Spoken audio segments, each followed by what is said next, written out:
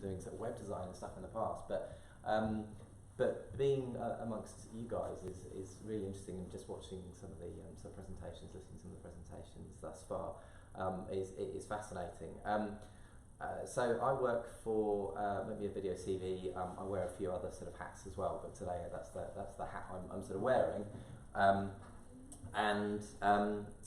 So we've got a couple of kind of banners outside, the title of the presentation. So this is one of the businesses that Rob sort of looks after, and I've come on board over the last sort of few months just to sort of help them out and reaching out to sort of different people and exploring the sort of product that we've got. So the title that we agreed on, how to land the dev job that you really want. And watching Sharon's presentation, this actually leads on really nicely. I wasn't aware of the pitch app, but actually it sounds like that is sort of similar to what we're sort of talking about today. And there was a key line that she used, which was personality is everything. Make sure your personality comes across, and that's something that we're really passionate about as well in MAKEMEAVIDEOCV, about showing people the real you. So something Rob and I sort of talked at length about is the fact that in the world of recruitment, and particularly sort of CVs applying for and looking for jobs and securing those jobs, technology is, from your perspective, there's more and more technology involved, which is really, really good. But as part of that, are we dehumanizing the recruitment process a little bit? Are we taking the humanity out of it? Are we sucking the interesting bits out of it and turning into, these are my skills, these are what I can do, this is why you should take me on? What about the human behind that as well? We're not quite at the stage where robots are doing everything and artificial intelligence is taking over the world. One day maybe we'll get there, and then this will be right. But at the moment, the workforce is predominantly made up of humans, like you and me. So a little bit of background. So how many of you guys have got a CV? Who has got a CV? Yeah. When was the last time you updated that CV? There's a question for you. What sort of updates have you put in there? How many of you guys are in sort of contract situations where you're moving from contract to contract to contract, so actually your role or the work you're doing is changing quite often? Anybody in that sort of situation, or actually you're in a sort of a full-time permanent sort of role? So who's in more of a full-time permanent role at the moment? Okay, and who's in more of a part-time or contracting sort of situation? Contract situation, yeah, okay. The commonality with all of this is that CV, is that curriculum vitae, the resume, call it what you will, just to capture our education, our skills, our experience, a little bit of our knowledge, and a little bit about us, maybe some hobbies and interests and other things that we kind of do outside. Again, just to remind ourselves, remind the person that's recruiting for that role that actually we are kind of human. Okay. Anybody fancy looking at CV from the 60s? Yeah, for some of you, like myself, this is way before we were even born, but nevertheless, so don't worry about sort of reading the content there. The important bit is the main elements. So the present position, date of birth, interestingly, marital status, education, employment history, professional societies, editorial positions, security clearances, published papers. So you can see that this is more of a sort of an academic CV, not necessarily more of a sort of traditional, if you like, sort of labour market one. But there's an awful lot sort of in there. Any ideas who you think that CV belonged to? Well, it was actually Carl Sagan. So that if you do a search on the web for CVs that are out there, there's some really interesting ones. But this was one that particularly piqued our interest because it's really old. But also there's a lot of information in there, some of which is still relevant today, some of it which it isn't. And something that Rob and I were doing when we were putting this presentation together was kind of reflecting, well, what's happened since the 60s? Let's put the CV to one side for a second.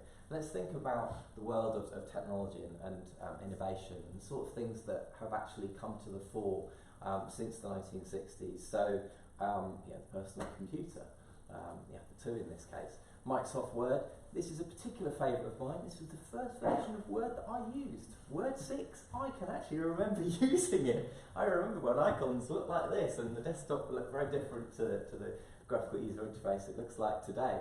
But yes, 1983, I'm not sure it was yeah, I'm not sure when Word 6 was out. It wasn't 83, it was a bit later than that, but I do remember using Microsoft Word. World Wide Web, Google, 1998. It doesn't, I mean, that's 20 odd years ago. That's a long time.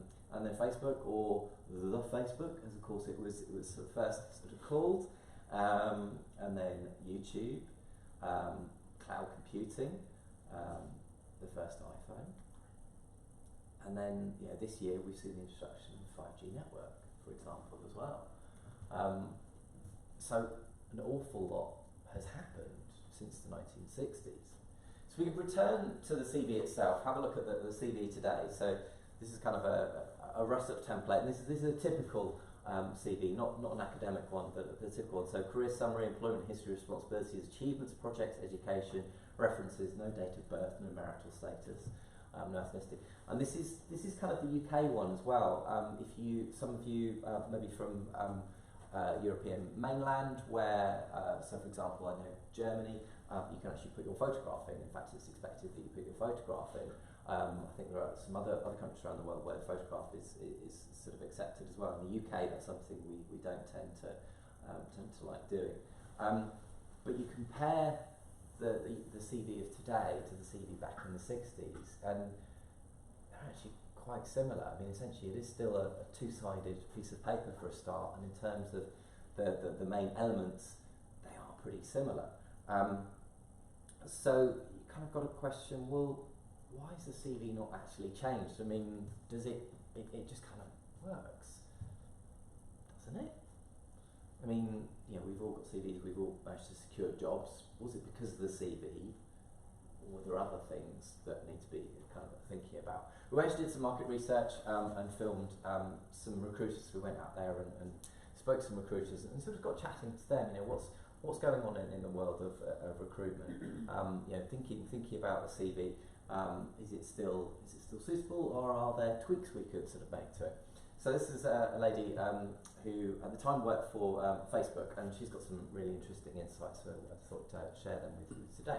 With recruitment, I mean, there's two main ways that a recruiter or in-house recruiter or a company would look at candidates. So you've obviously got the applications or the applicants, so people that have, seen a job description, or they might have seen a piece of employment branding, liked what they looked, felt that their skills matched, and then they would hit apply, and that's when we would see CVs. But the actual second route that would be is actually companies going out there and finding the right talent for them. So when it does come to kind of applicant side of it, you've got to remember that depending on how much your advert's been seen, you can get a lot of applicants a day. So typically at Facebook, for example, I was recruiting mainly in the data side, so it was data scientists and data engineers, and every single day that I would get in there, I'm talking thousands and thousands of CVs every single morning. Okay, so I think this chimes with some of you guys. You're in that situation. You're in those sorts of roles. But a couple of points that I wanted to pick up on. First of all, that idea that actually in the world of recruitment, there are two ways that businesses are recruiting. In one way, they're putting adverts out there, so they're putting together a job description and then posting that on different sort of on their own website and sort of different job posting websites like sort of Indeed, etc. But also, in some cases, they are actively looking on different websites like LinkedIn, for example, for potential new recruits, and they're approaching those people directly. So that's something to kind of sort of bear in mind. So how can you improve your chances of getting your CV looked at? Remember, it's not about you now, it's about your CV. So if you've got your CV and you're putting your CV out there, how can we make sure that your CV is actually sort of being looked at? So back to Davina. But of course, we've also got that business need where we need to get people in yesterday. So we have to use our time well, right, and strategic. So a lot of that is, keyword searching, going through CVs, and making sure that we're assessing each area. So making sure that they've got, they work in the right industries, making sure that they've got, the right technical skills, but also making sure that they're able to present themselves in the right way so that they can they can add value to the business and to the mission of what that company's doing. So you've definitely got that side of it, and that's a lot of where candidates would sell themselves to us. And that would be whether it's via, sending us a cover letter, whether it's, making sure that their CV is concise, it's got the right information that the company wants to hear about, but more importantly that they're able to kind of show the right examples. So if it is a developer or someone in data, they might have portfolios where they can show their work, or if it's a designer, they will definitely have portfolios where they can actually show what they're able to produce. So Sharon was in her bit from NatWest, she was talking about doing the pitch, so pitching your business or your business idea to a potential group of sort of investors, and that's what we're kind of talking a little bit about here as well. So making sure that you're not using jargon perhaps, or the jargon is appropriate, but thinking about exactly what your audience is going to be interested in, because you've only got a limited amount of time. Doing the same, similar things as well, recruiters have got a very limited amount of time to look through applications, CVs, covering letters, etc. Want to make it sort of clear and concise, and make sure that it's sort of relevant. So if there's stuff in there, I used to work in university recruitment, and there's always this ongoing joke about, do you put in your swimming certificate into your UCAS application or not? Well, unless you're doing something related to swimming, and that's going to be super important, no, take it out. Unless there's something specific in there that's going to be of interest to that recruiter, take it out.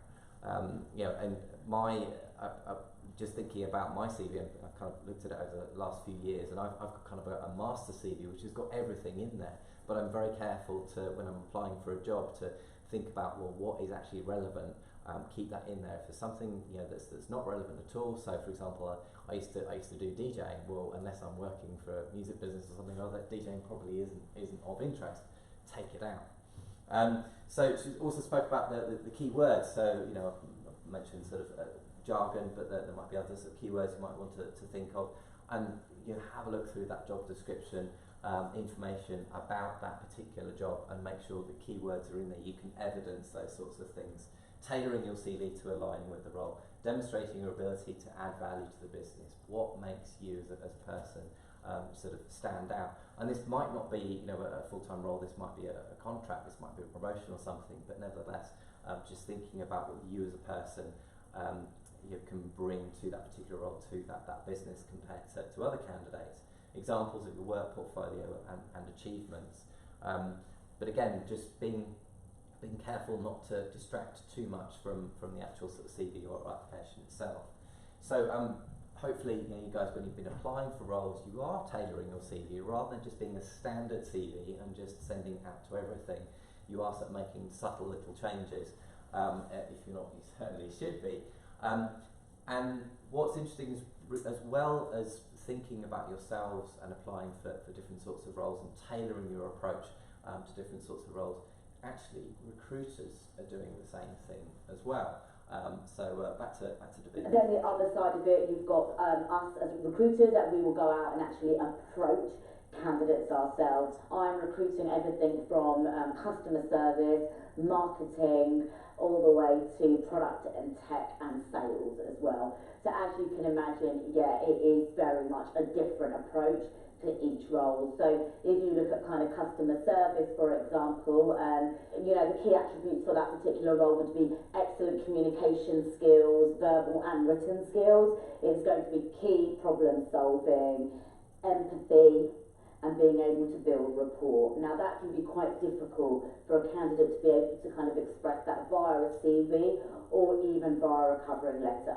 And that's definitely one of the areas that that a company are going to really want to assess right at that stage. Now also time is a key thing. So here is definitely where I would love to start seeing more video CVs. A video CV would work because it gives the company all the details that they need immediately, quickly. It helps that tick box stage, great communication style, yes. Scenarios, yes. Being able to present themselves well, yes. Rapport, yes. These are attributes you cannot see in a written CV.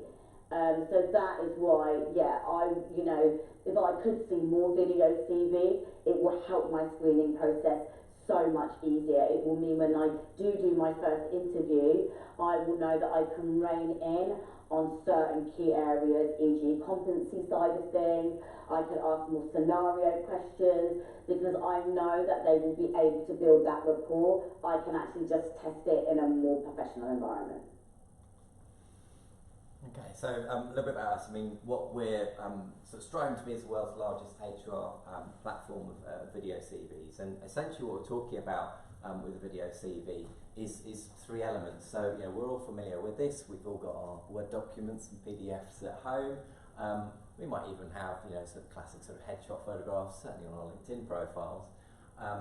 But actually, what we're looking at introducing is a third element, which is actually a short video, where, as Davina was sort of saying, you can actually demonstrate some of those what might be called sort of soft skills that are really difficult to evidence in the CV by itself.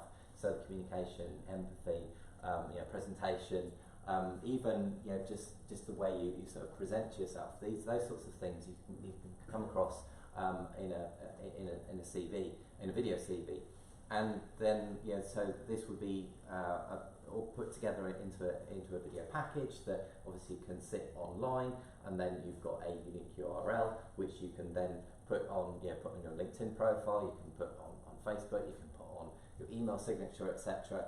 And that will link straight to the video CV, and also you can share it, send out internet, email, social media, etc. Do you want to see an example? Yeah. Okay. Here's an example. This is a real one. This is a local ad as well.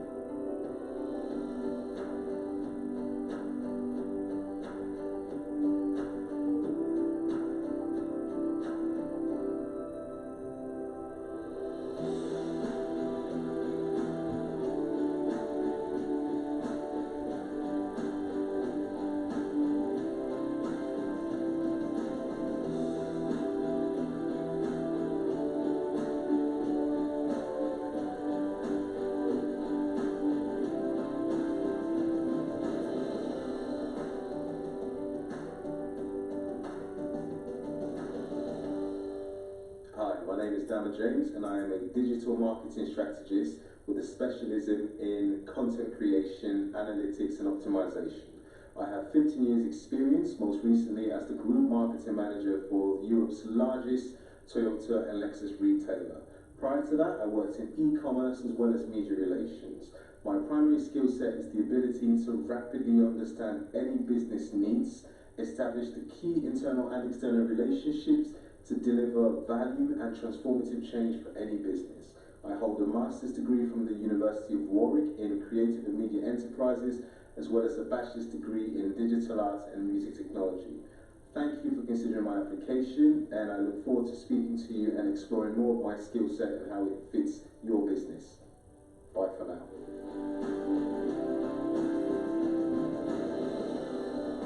We've taken out his contact details because we showed one of these at this MK actually, the centre, and we realised that contact details, although it's freely available, they're being shared, and some people with videos. We thought, well, we'll take them out just for the purpose of this one. But Damo is in a role at the moment, and he's already sort of used his video CV, and it's available on his LinkedIn profile, so it's kind of out there. But what really sort of drew me to this role and working with Rob was the thought of, if you're a recruiter, and I've taken on new members of staff, and I've sat in the office and been looking through sort of paper applications or on a screen sometimes, and it's all kind of the same, but all of a sudden to get a little video and to be able to actually sort of see that person, you have got a unique insight into that person that you're not going to get through paper.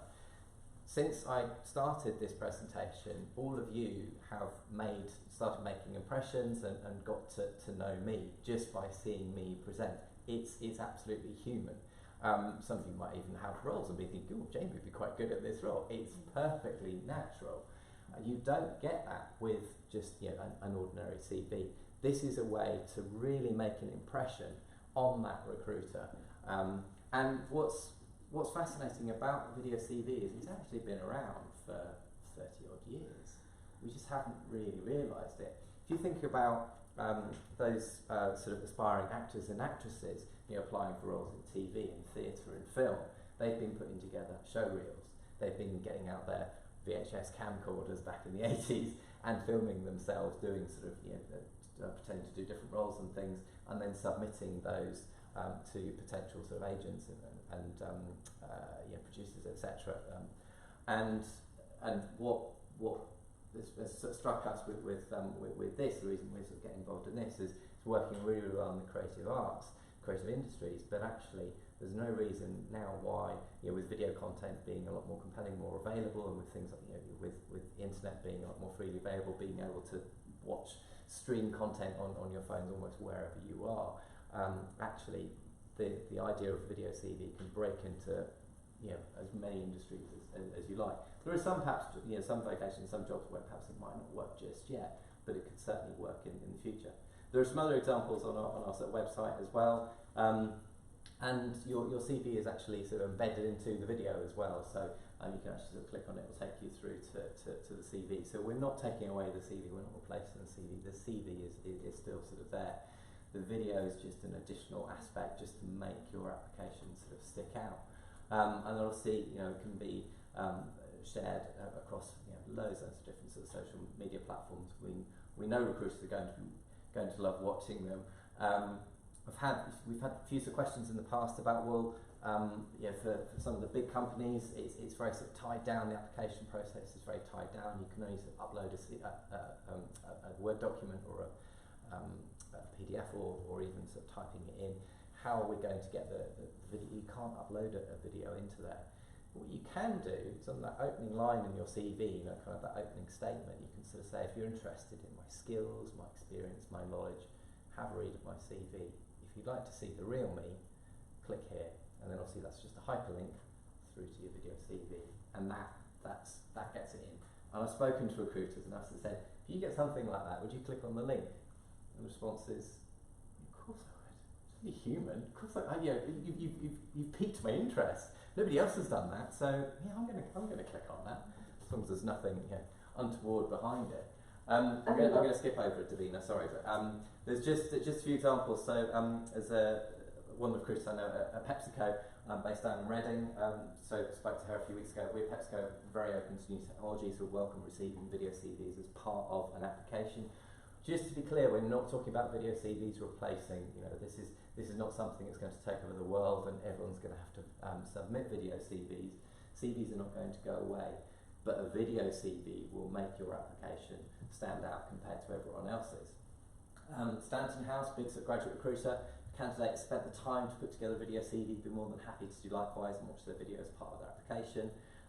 Sophie Milliken, she does some, her company does some really interesting stuff, again more in sort of the graduate recruitment space, but really added value to the job application, particularly where there's more selective numbers of applications, for example SMEs, and yes, we're not talking necessarily Googles and Facebooks, but perhaps those sort of smaller companies that form part of the supply chain into the bigger companies. Sean from working for Prince's Trust, the conversation with him was really interesting. He was sort of saying that he's come across a lot of candidates who really struggle to get across themselves in a CV. They struggle to write about themselves and really kind of sell themselves in a written form, but put them in front of a camera, put them in front of people, and that's where they really sort of come to life. And in fact, I've been talking to a couple of sort of small recruitment agencies who specialise in working with people who are really struggling to get that first job, or they've been unemployed for a long time and wanting to get back in. They're looking to do a bit of a career change. CVs are a little bit lacking. And again, there is an opportunity to sort of say, look, these are the sorts of skills, this is what I can bring in. It's a little bit limited, but I'm hungry to work. And again, put them in front of the camera, give them the opportunity to put across their personality. And you know what? I want somebody like that working for my organisation. What we need are sorts of skills and things. We can train those. That's fine. but actually I'm looking for somebody with a particular sort of personality, and that's where the video sort of comes to the fore.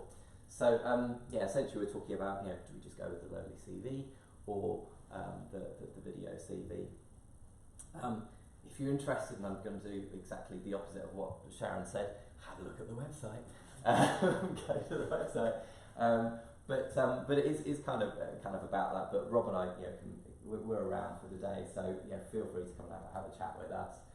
Just wanted to share this video with you. This was something that Rob put together earlier in the year when he was sort of launching the company, and I really like it. And there might be one or two personalities in here that chime with yourself or people you know. So enjoy.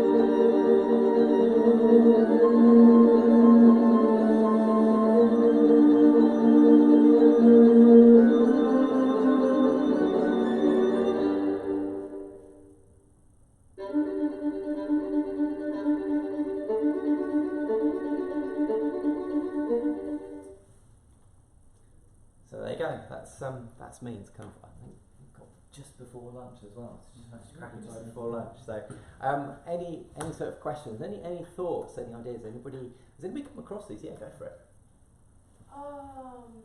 Wow. So I'm quite skeptical about all this. Yeah, go for it. Because this whole tendency that you need to be a showman to find a job leaves behind introverted people on the autistic spectrum, and it simply seems a counterproductive filter for me. Because whoever is a great presenter of themselves doesn't know anything about how good team player the person is, how good at tech job, even underrepresents those kind of skills to me, because this person spent a lot of time and effort to create this kind of presentation instead of practicing coding, instead of creating ideas, instead of using GitHub. So I'm happy to see this tendency. Yeah. Okay. So because that's not good. Yeah. It's good for actors. Yeah. Sure. Yeah. So in terms of investing a great deal of time in putting the video CV together, that's where we come in. The video bit, we're asking for video selfies. Everybody is familiar with a camera phone, and something we're talking about with a company up in Leeds at the moment is actually going in and supporting people who are perhaps a little bit sort of camera shy and getting them even to do just 30 seconds to a minute versus a bit of footage, something that they're sort of happy with. We don't want to make it all singing or dancing, looking highly professional. Because that's not the real you. That's an awful lot of time and effort that's perhaps invested in there that could be done. The idea is just a snapshot and insight into that person. The bit about more diverse recruitment, so those on Spectrum, for example, brings up a whole other area that I've been talking to some university careers teams about, and they're really concerned that this will actually encourage, facilitate unconscious bias. So where you see somebody from a particular background and you based on your experience, your history, your background, you make certain assumptions and things. My argument to that, and I spoke to somebody at which university was it? Royal Holloway University the other day about just that, and I said, well, if there's unconscious bias in those recruiters, if you're not doing this, all you're doing is you're deferring the unconscious bias to the next stage, which would be interview stage. The unconscious bias is not going to go away if you're presenting the video or something which allows that unconscious bias and it's happening at that point. Take away that, all it's going to do is you're just deferring it to the next part of the application process. And actually what you should be doing as businesses, you should be investing in training and supporting the recruiters to remove that unconscious bias away entirely. But that's another sort of conversation. It's not going to be ideal for everybody. And when I was talking to Sean, he was talking about neurodiverse populations, people that would struggle with doing the written element. And in some cases, depending on where they are on the spectrum, for example, they might be more comfortable doing video. Others might not be so comfortable with video. Fine, take away the video. Just put in the photograph. Do something else. And yeah, I mean there are parts of different sort of jobs in different industries where perhaps this isn't relevant, or at least not relevant just yet. But that's fine. However, if there are 100 applications and yours is the one with the video CV, yours is the one that's also going to stick out as well. So just is that all right? Yeah. Well, so yeah, kind of like I understand what you're saying and the worries, but I always think that could almost be in someone's disfavour if they're almost too confident, very comfortable with acting and almost showmanship. Because certainly, sort of when I went for my first job here, it really took me by surprise, and actually they spent as much time trying to sell the company to me as I was trying to sell myself, and never had that before. It really put me on the back foot. And what it actually gave me the confidence was they were looking for that personality. And it wasn't, there could have been someone that was more technically impressive than me on paper and could do more than me. But if your personality wouldn't fit with the team and the other employees that they already had in that company, they wouldn't hire you, simple as, because they want you to gel, they want you to really become part of the community. And so I think that actually, if you do get someone that actually almost comes across maybe too confident or even borderline arrogant, that could almost work in their disfavour. I think actually people that aren't necessarily that confident or that comfortable, maybe slightly timid, and that kind of shows through on camera, that can almost be quite humbling in a way. And actually there's soft personality traits that you can draw from that.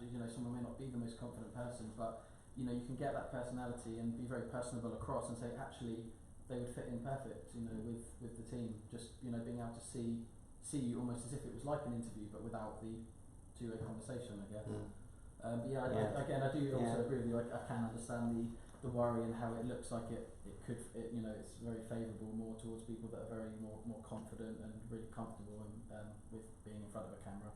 And putting themselves across. There's more and more video interviews happening now as well, so more and more employers, rather than having an interview situation sort of like this where you're actually in front of a panel, you could actually be doing it over Skype or Zoom or what have you. And in some cases, particularly in graduate recruitment, those video interviews aren't even live, so the video is actually sent to you and you have to film yourself responding to those questions, which for some of the people you're talking about, that's incredibly pressured. It's even more so than more of a live video. So there are things like that, and this is a way just to kind of prepare yourself and show that you're comfortable with it. Train yourself, get familiar and more comfortable with that sort of video situation. But I believe it's actually you said at the beginning that we don't have a photo, you don't have the age, you don't have the marital status removed from the CV, so that people can make it to the interview stage without being penalized because you have a strange name or you're too old or you're too young or whatever. Now with the video it puts all that back, which we have kind of people got rid of it. I mean, in France, for example, we're even thinking of anonymized because from the name people will I went to a market research company and they took out, actually I was really surprised, education, name, everything, and I said, so, and to your point about at least you get through, but then at least hopefully by the time you get selected you're talking to the people that might work with you or might be with you, and then you're actually there, whereas otherwise you get binned. Exactly, earlier. So a probationary period working with them before they so then that does get rid of that. Exactly. So I think the bias during the interview and after and the bias before are two different issues. So you want people to make it to the interview stage, and because you had in the video the Facebook recruiters that I have so many, and by the time you make it to the interview, it's a big step. But if you put back what we were removing so that people make it to the interview, because the thing what you're revealing is all the information we removed from CVs, the picture, the age, the everything, and is there again. So it's kind of it's actually it's there without the videos because it's required to have a LinkedIn profile. If you don't, you're dead. And it's there, all these things. And they're checking you on social media if you don't have social media presence. So the video is just an extension with this flow. But that's different. It's ridiculous that putting a photo to the CV, it's a taboo in the UK. Though they expect social media presence and they check all those information. It depends. So once they check your LinkedIn profile, then you can have a video. That's fine. But in your CV, if you send the CV, you upload it in the platform, then they are making already the choice that you may or may. It's just the choice. It's just a choice, basically. So once they are checking your profile and things, it's already another step. So you want to delay that kind of almost bias. I'll come back. That's okay. How many of you been headhunted? How many have you been headhunted? So how many have you been approached for a role? Yeah, I mean, okay, all right. And how did they find out about you? How did they approach you? How did they learn about you? Yeah. So they're already looking. Remember, the recruitment process can be either putting job applications out there and expecting you to apply, or coming directly to you. So what you're talking about will work. Is perhaps a problem with the first, where it's job postings, but with the second one, they're coming directly to you. So they're looking for somebody with you, and hopefully, put the name, put the ethnicity, put the university, put the what have you to one side. Actually, what you've put in your LinkedIn profile is what we're looking for, and in some cases that will be due to the search, the search criteria that they're sort of looking for, which perhaps goes around some of that. So, yeah. Oh, sorry, this has turned into a little bit of a negative, but as Sharon was saying, it's really good. Any objectives, it's good to explore it and discuss it and kind of talk around. Do you want to? Sorry, another potential difficult one. Yeah, no, go for it. So I get again, really great points at the start. All the way through, there's some really great pointers that I agree with everything with regards to what you would do with the CV. Certainly tailoring it. Like I'm recruiting at the moment, and the amount of untailored CVs I get, and it's painful. That's very easy to do with your written and text-based CV. Not so much with a video. So would you advise people, if they had a certain industry that they were looking at, to be maybe a little bit more generic with the video CV, being that you can't really tailor that as well as you can, obviously, a written piece? Yeah, it's a good point. So we've got a few sort of clients, and they have made their video CVs fairly sort of generic. They're a little bit earlier in their careers as well, so they haven't got as much to put in. But obviously, the further in to your career you're getting, the more information you've got, and the more sort of tailoring you sort of need to do. It's an interesting question about so I met somebody at MK Centre actually, job fair we did, and he has been put in a situation where he's a little bit older than me. He's been made redundant, and he's now trying to do a bit of a career change, and he hasn't had to do a sort of a CV application for years and years and years. So he's come to us and sort of said, well, maybe this is the answer, but something we're exploring at the moment is actually his CV is quite big, and depending on what he's looking to do, particularly if he's wanting to change his career, we might need to do a number of different sort of video CVs. But maybe the video element could just focus on him as a person. What can you bring? What makes you sort of different? Maybe throwing in a few examples, something that's generic. So we don't have to do too many video selfies, but actually the text we can sort of change. Or maybe we focus on certain aspects of the CV, but have the CV itself as maybe different sort of documents, which again can be loaded onto different sort of video CVs. So or just even put it through to the LinkedIn profile. there's always that question about the LinkedIn profile.